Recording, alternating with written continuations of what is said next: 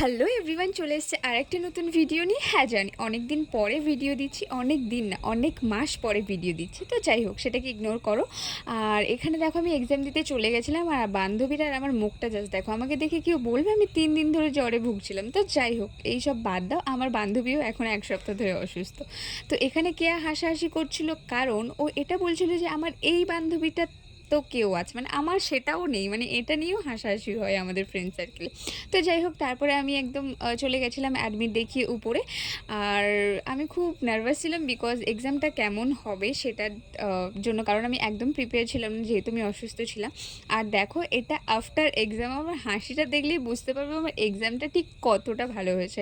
তারপর এক্সাম দিয়ে বেরিয়েই হঠাৎ করে দেখি এই মহারানীর কল, কারণ এই মহারানীরও আজকের এক্সাম ছিল, আর ওরও এক্সাম ভীষণ ভালো হয়েছিল। দুজনেই অসুস্থ, ওরও চোখে এখন কিছু প্রবলেম চলছে, তো ওর চোখে ভীষণ ব্যথা। তারপর ওর সাথে কথা বলে একটু ধোসা খেয়ে বাড়ির উদ্দেশ্যে রওনা। এই ভিডিওটা ছিল এই পর্যন্তই।